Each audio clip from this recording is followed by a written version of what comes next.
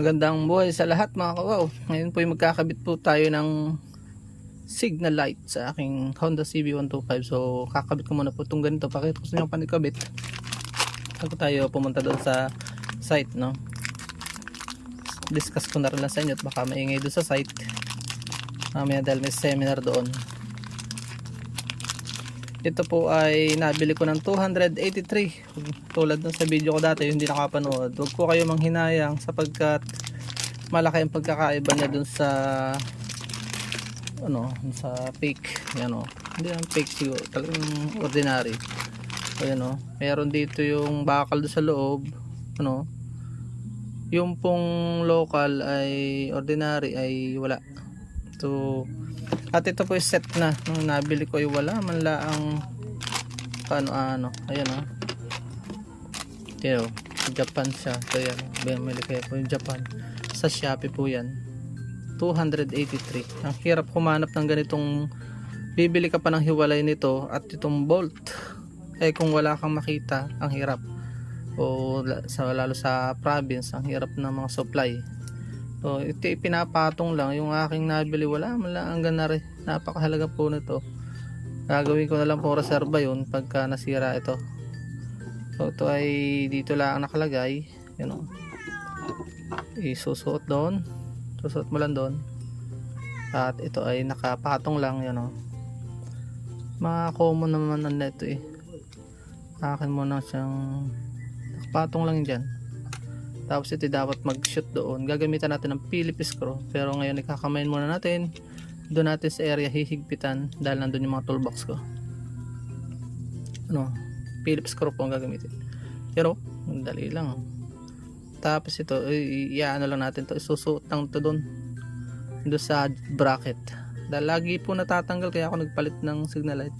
Lagi na lang nababali yung ganari doon sa iba, yung ibang klase ng signal light. Ito maganda, may bracket, may ito yung magsisilbing para hindi siya makalugman siya ay hindi ito yung magsisilbing lock itong nito. Sana tumagal to. 283 set po siya. Isang peraso, hindi pwedeng isang peraso dahil left and right siya. Pwede pa lang isa, pero mas mapapamahal ka kung isa lang ang bibilin mo, kaya mas maganda itong dalawa. OM po siya, original equipment material, Japan po siya, kaya medyo may kamahalan. Huwag ka namang hinayo doon sa mura, ito sa mahal. Ito ay counting difference, malaking difference siya, pero sa performance ay hindi ka na mahihirapan maghanap ng mga piyesa. Tara, punta tayo, gagawin ko po ito. Bibilisan ko lang po yung pagkakabit. Tayo naman po may alam din ng konti, positive negative lang naman yan. Kung hindi gumana, bibili lang po ako ng electrical tape, saka ko po dadala sa mekaniko. Mahalaga na kabit ko na yun, nalaman ko na kung pagkakabit noon sa bracket nito. Ako na po nag-assemble noon, at kung hindi nyo napanood yung video na yan, ay panoorin nyo lang yung paggagawa ko ng bracket. May kanya-kanyang style po yan. So ito yung tara po dun sa aking Honda CB. Akin na po itong ikakabit. Magandang buhay mga kawaw. Ngayon po tayo magkakabit ng signal light. Sa pagkakabit po pala, natuklasan ko na mas magandang unahin po ito. So gagamit po tayo ng gunting, itong electrical na pamputol ng wire cutter. Medyo maganda ito, napipigil mo yung pagputol, mararamdaman mo, ganyan. Binili ko po sadya ito, nakita ko sa mga mga electronics. Bumili tayo ng electrical tape para din tayo babayad. Papalit din pala ako nito, hindi pala ito kasali. Sadyang may meron na naman. Papalit din ako po ng headlight Gamit po tayo ng Phillips screw. Gamit din po tayo ng long nose dahil wala tayong plastic dito. So yun po, ikakabit ko lang po ito at kakalasin ko itong luma muna. Problema itong pagkakalas, hirap magkalas nito bago ko ikabit itong itong bago. So yun po, okay yung bibili ng local ng mga fake imitation, kailangan po yung may bakal doon sa loob. So yan, so, kakabit ko po ito muna, papakita ko sa inyo. Tara, simulan natin. Wala na paligoy-ligoy, kalasin ko lang po ito. Yan, tapos puputulin na po natin dito. I-connect na lang po muna natin dito. Putulin natin to.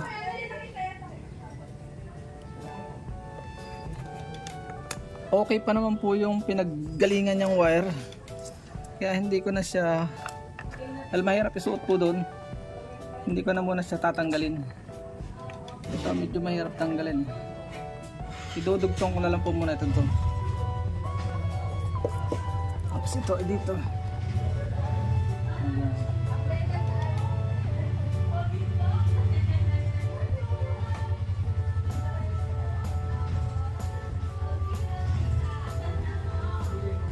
Tama. Pag magkakabaligtad po yung left and right, magkaiba po siya. Ito yung left, yung right, bila. Pakita ko sa inyo kung paano siya ginagawa. Iniikot po ito doon para pumasok. Ito dahil hindi, ito yung magsisilbing lock. Hindi mo siya may pasok pagka hindi mo alam yung technique. Huwag nyo nang lalagyan ng oil kasi baka malaglag. Pag ganun lang sa iikot.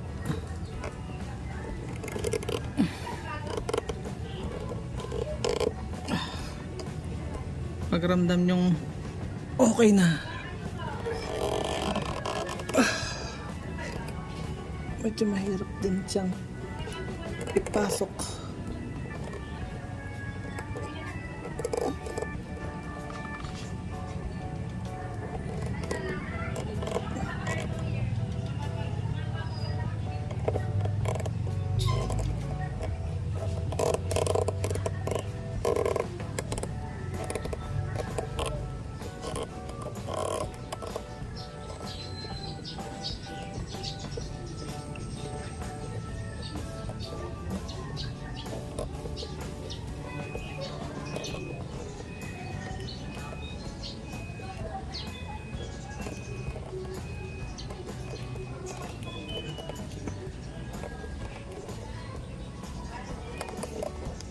Yun,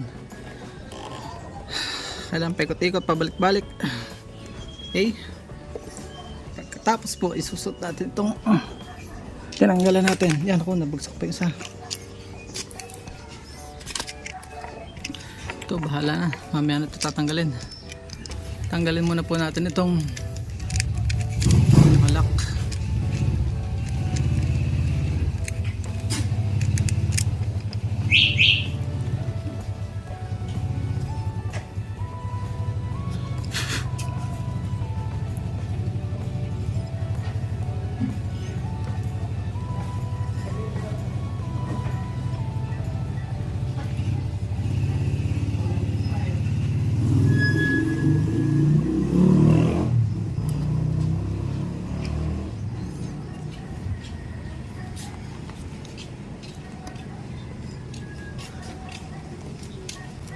Ayun na pala, no?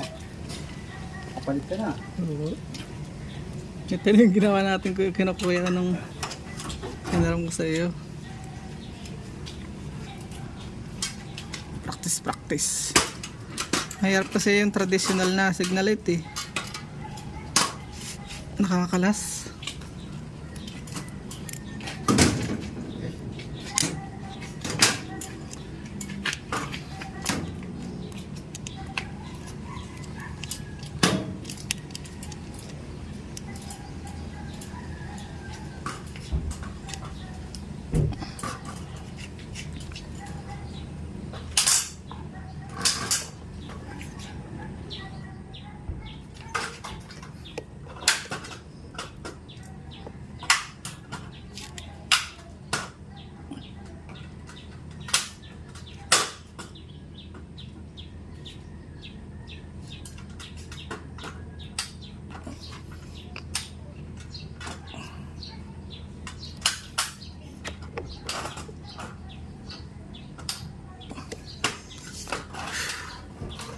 And then kukonect natin ito ng positive negative.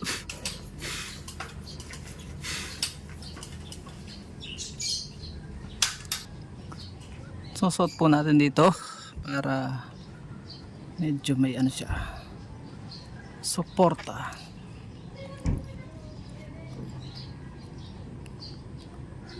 Yan. Tapos dito para hindi halata. Yan. Yan. Tapos dito natin siya idudugtong. Mahirap kasi magkalas po niyan eh. Pag dito pa tayo magkakalas, pwede pa naman itong wire. Kapag kapag po lumingas, umilaw, sabihin okay pa siya. Pag hindi, yun, saka tayo magkakalas. Kakat natin. Di tayo yun, medyo na pa okay, ayos.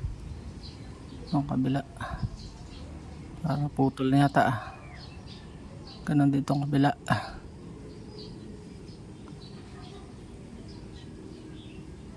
Ito ang negative. Tama baga? Red kasi yung ano eh, kinamay. Tapos pa isusuot lang natin dito sa positive sa kanyang kakulay. Same feather flocks together.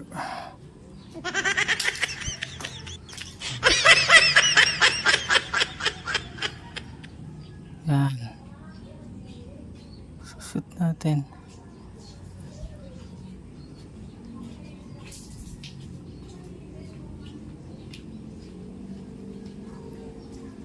Yun.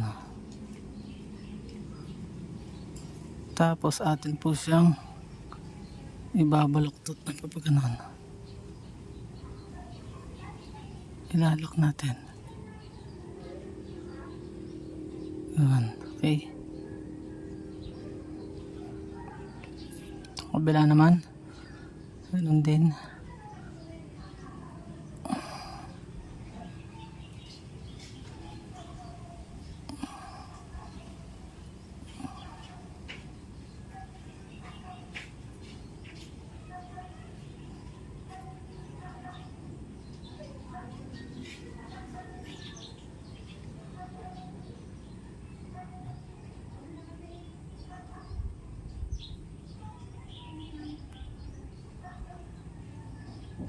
And then pagkatapos lalagyan natin ng electrical tape.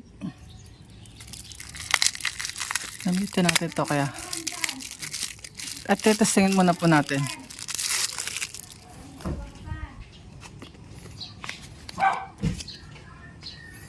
Kapag po na ilaw, subukan natin.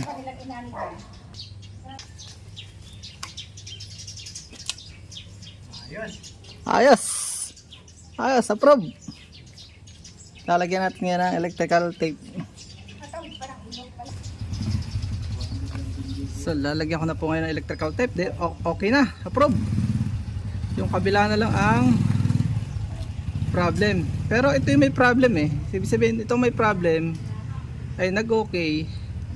Wala nang problem isa. Yung wire lang, bulb lang yung may problema dito. Kaya siya, so, pakita ko lang sa inyo paglalagay ng electrical tape.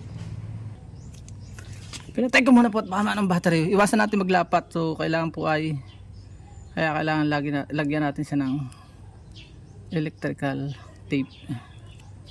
Pag nabasa yan po yan ay delikado. Tansyahin lang natin ang haba. Ito natin ang gunting. So yan may background din naman tayo ng konti ng electronics eh. Kahit konti lang. Yun po, malaking bagay po yung electrical tape. At mabasa po yan eh. Hindi maglalapat. Hindi pati po mahihila yung yung wire. Kaya importante huwag mahila po at huwag malagot. Ayos. Makakabiyahe na po ako. Papuntang Puerto Galera po ako tomorrow. Napakahalaga ng signal light.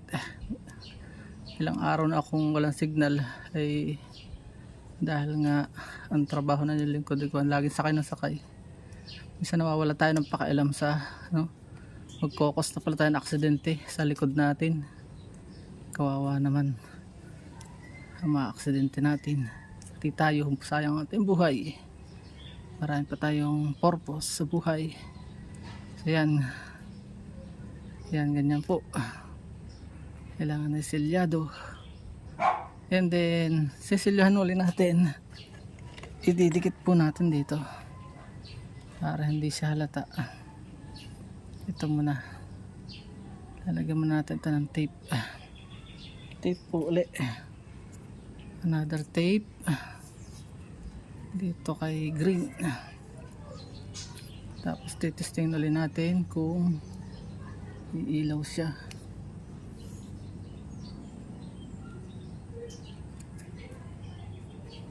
Ganun din sa kabila. Hindi ko na ipapakita sa kabila.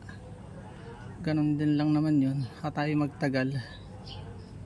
Ba naiinip sa habang video. Same lang yung process. Ginugunting.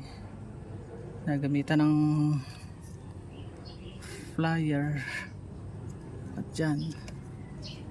So sa mga malilit na bagay dapat alam na natin bilang isang driver. Para hindi natin. Mas safe kasing gumawa ang sariling driver. Yun po ang logic noon. Dahil pinapahalagahan natin ang safety. So yan o. Ganyan lang yan. So, mas concerned tayo siyempre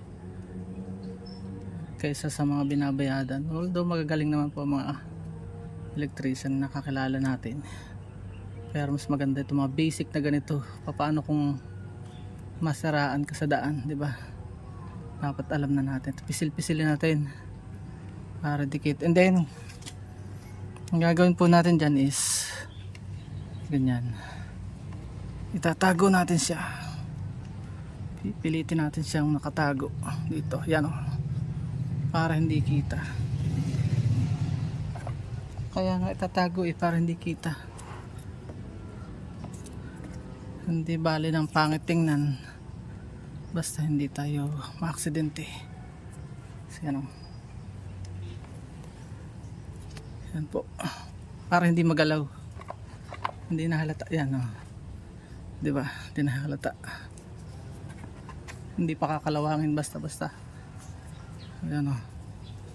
Yan. Hindi nahalata yan. So, tayo po ay so yun, manaway may natutunan po kayo.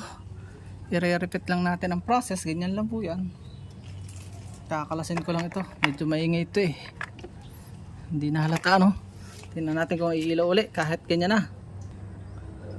Okay, nailaw ulit kahit gayon siya. So salamat sa pagsama mga kawawaw. Naway may natutunan po kayo sa simple natin vlog. Bye bye and God bless. Yung pong isa papakita ko na lang ulit sa inyo at sa isang araw ay ito'y okay na. Hanggang dito na lamang po at baka tayo magtagal. Talagyan ko po ulit ng tape paret sumala. Medyo hahapitin ko pa po dito.